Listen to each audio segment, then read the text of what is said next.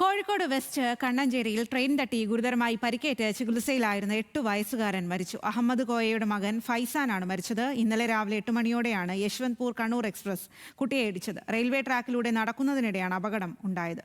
Benson ബാബുവാണ് വിവരങ്ങളുമായി ചേർന്നത്. Benson, എന്തായാലും സങ്കടകരമായിട്ടുള്ള വാർത്തയാണ്.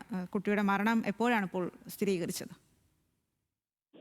സ്വാതി, അതീവ ദുഃഖകരമായിട്ടുള്ള ഒരു സംഭവം തന്നെയാണ്. ഇന്നലെ രാവിലെ 8 മണിയോട് കൂടിയായിരുന്നു ഈ അപകടം ഉണ്ടാകുന്നത്. ഈ മരിച്ച 8 വയസ്സുകാരനായ ഫൈസാന്റെ വീട് അത് റെയിൽവേ ട്രാക്കിന് തൊട്ട് സമീപത്തായിരുന്നു. രാവിലെ 7:30 മുതൽക്ക് ഫൈസാനെ കാണാനില്ല, വീട്ടിൽ കാണുന്നില്ലായിരുന്നു എന്നുള്ളതാണ് കുടുംബം പറയുന്നത്.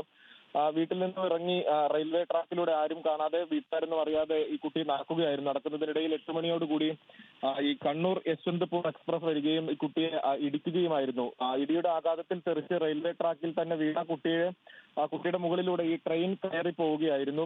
ഈ ട്രെയിൻ ഓടിച്ചിരുന്ന, അല്ലെങ്കിൽ ട്രെയിനിലുണ്ടായിരുന്ന ലോക്കോ പൈലറ്റ് തന്നെയാണ് ഇത്തരത്തിൽ ഒരാളെ ട്രെയിൻ ഇടിച്ചിട്ടുണ്ട് എന്ന വിവരം പോലീസിനെയും അതോടൊപ്പം തന്നെ ഫയർഫോഴ്സിനെയും വിളിച്ചറിയിക്കുന്നത്. തുടർന്ന് അവർ സ്ഥലത്തെത്തുകയും ഈ കുട്ടിയെ ആശുപത്രിയിലേക്ക് മാറ്റുകയുമായിരുന്നു. തലയ്ക്ക് ഗുരുതരമായി പരിക്കേറ്റ കുട്ടിയെ ചികിത്സയിൽ തുടരുന്നതിനിടെ ഇന്ന് ഉച്ചയോടുകൂടിയാണ് മരണം സ്ഥിരീകരിച്ചത്. നിലവിൽ കുട്ടിയുടെ മൃതദേഹം കോഴിക്കോട് മെഡിക്കൽ കോളേജ് ആശുപത്രിയിലേക്ക് മാറ്റിയിട്ടുണ്ട്. പോസ്റ്റ്മോർട്ടം അടക്കമുള്ള തുടർ നടപടികൾക്ക് ശേഷം മൃതദേഹം ബന്ധുക്കൾക്ക് വിട്ടു നൽകും.